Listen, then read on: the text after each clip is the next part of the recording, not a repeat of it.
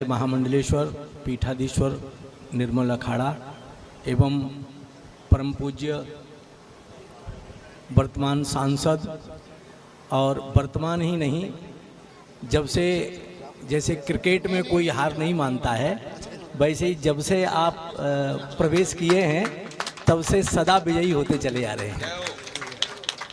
ऐसे साक्षी जी महाराज और यहाँ उपस्थित सभी वृंदावन के व बाहर के पधारे हुए सभी संत चरणों में प्रणाम। क्योंकि स्वामी जी, सांसद जी महाराज और ये सेवक लगभग शुरू से ही साथ हैं, जन्मभूमि से ही साथ हैं, तो कहीं अलग अलग नहीं है। संक्षेप में मैं स्वामी जी के चरणों में एक बात रख दूं, आपके ही आश्रम के बराबर में पूज्य स्वामी जी सांसद जी के चरणों में निवेदन कर रहा हूं, आपके ही आश्रम के बराबर में इतनी बड़ी भूमि और धीरे धीरे उसमें 40 जो है लोग ओनर आ गए कागज ले लेके। कोई 2 रुपए के स्टाम्प पे लिए फिर रहा था। 40 लोगों ने मिलकर के उस भूमि को बेच दिया और आज की तारीख में वो भूमि विखंडित हो गई पूरी। तो इस पर अगर मैं पूज्य चरणों में एक निवेदन कर रहा हूं कि कम से कम निर्मल अखाड़ा तो हमारे सामने आया, हमारी पीठ पर ढाल बन करके। हम बहुत अखाड़ों के पास, मैं भी आवान अखाड़े से महामंडलेश्वर हूं, लेकिन कष्ट इस बात का है कि कई बार निवेदन किया अनेक अखाड़ों से।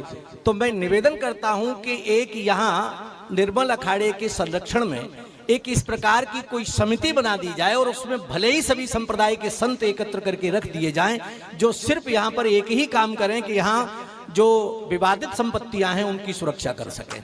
ये मेरा आपसे निवेदन है।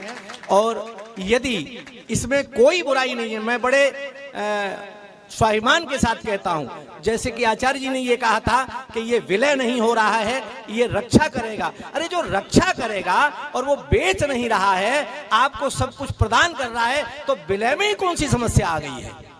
मैं तो ये कहता हूं कि इस संस्था को सुरक्षित करने के लिए निर्मल अखाड़े के हाथों में समर्पित कर देना चाहिए, क्योंकि ये जीवन भर के लिए सुरक्षित हो जाएगी। यहाँ कोई परिंदा पैर नहीं मार पाएगा।